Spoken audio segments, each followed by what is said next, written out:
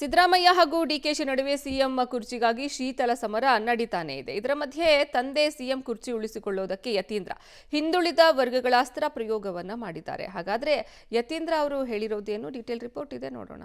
ಕಾಂಗ್ರೆಸ್ನಲ್ಲಿ ಸಿಎಂ ಕುರ್ಚಿ ಕಿತ್ತಾಟ ತಾರಕಕ್ಕೆ. ತಂದೆ ಸಿಎಂ ಕುರ್ಚಿ ಉಳಿಸಲು ಯತೀಂದ್ರ ಕಸರತ್ತು. ಜಾತಿ ಅಸ್ತ್ರ ಪ್ರಯೋಗಿಸಿದ ಸಿಎಂ ಪುತ್ರ. ರಾಜ್ಯದಲ್ಲಿ ಕಾಂಗ್ರೆಸ್ ಸರ್ಕಾರ ಬಂದು 2.5 ವರ್ಷಗಳು ಕಳೆದಿದೆ. ಈ ಹೊತ್ತಿನಲ್ಲಿ ಸಖತ್ ಸೌಂಡ್ ಮಾಡ್ತಾ ಇರೋ ವಿಚಾರ ಪವರ್ ಶೇರಿಂಗ್. ಕಾಂಗ್ರೆಸ್ ಶಾಸಕರಲ್ಲಿ ಒಂದು ಬಣ ಡಿಕೆ ಶಿವಕುಮಾರ್ ಸಿಎಂ ಆಗಬೇಕು ಅಂಥೇಳಿ ಬಹಿರಂಗವಾಗಿಯೇ ಹೇಳ್ತಾ ಇರೋದ್ರ ಜೊತೆಗೆ ಹೈಕಮಾಂಡ್ ಬಳಿಗೆ ನಿಯೋಗದ ಮೂಲಕ ತೆರಳಿ ಒತ್ತಡ ಹೇರಿದೆ. ಇನ್ನೊಂದು ಕಡೆ ಇನ್ನೊಂದು ಬಣ ಸಿದ್ದರಾಮಯ್ಯ ಪರ ಬ್ಯಾಟ್ ಬೀಸ್ತಾ ಇದೆ. ಹೀಗಾಗಿ ಈ ವಿವಾದಕ್ಕೆ ತೆರೆ ಎಳೆಯೋದಕ್ಕೆ ಹೈಕಮಾಂಡ್ ಭಾನುವಾರ ಮುಹೂರ್ತ ಫಿಕ್ಸ್ ಮಾಡಿದೆ.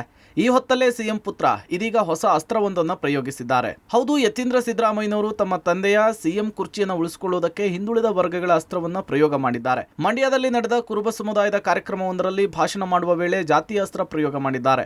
ರಾಜ್ಯದಲ್ಲಿ 23 ಮಂದಿ ಸಿಎಂ ಆಗಿದ್ದು, ಈ ಪೈಕಿ 5 ಮಂದಿ ಮಾತ್ರ ಹಿಂದುಳಿದ ವರ್ಗಕ್ಕೆ ಸೇರಿದವರು ಅಂತ ಹೇಳಿದ್ದಾರೆ.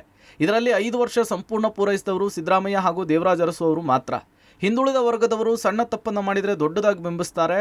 ಇಲ್ಲದ ಹಗರಣಗಳನ್ನು ಸೃಷ್ಟಿ ಮಾಡಿ ಅಧಿಕಾರದಿಂದ ಕೆಳಗಿಳಿಸುವ ಪ್ರಯತ್ನ ಮಾಡ್ತಾರೆ.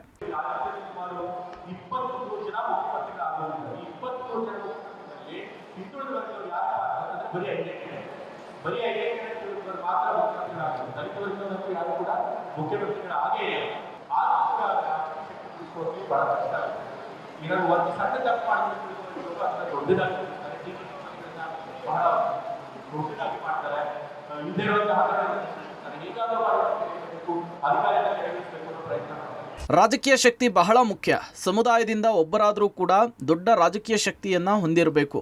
ರಾಜಕೀಯದಲ್ಲಿ ದೊಡ್ಡ ಪದವಿ ಇದ್ದರೆ ರಾಜಕೀಯವಾಗಿ ಸಮುದಾಯದವರಿಗೆ ಅನುಕೂಲವಾಗುತ್ತೆ. ಅದಕ್ಕೋಸ್ಕರ ಜಾಗೃತರಾಗಿ ಸಮುದಾಯದ ಪರ ಇರೋರ ರಾಜಕೀಯರ ಶಕ್ತಿಯನ್ನ ಉಳಿಸ್ಕೊಳ್ಬೇಕು ಅಂತ ಹೇಳಿ ಕರೆ ಕೊಟ್ಟಿದ್ದಾರೆ.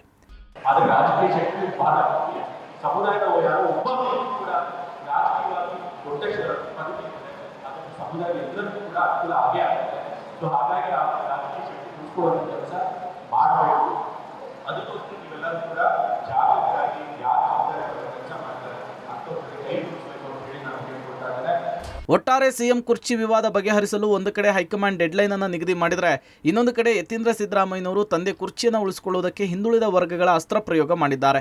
ಈ ಅಸ್ತ್ರ ಸಿದ್ದರಾಮಯ್ಯನವರಿಗೆ ಎಷ್ಟರ ಮಟ್ಟಿಗೆ ಫಲ ಕೊಡುತ್ತೆ ಎನ್ನುವುದನ್ನು ಕಾದು ನೋಡಬೇಕಿದೆ. Rohit, public TV, Mandya.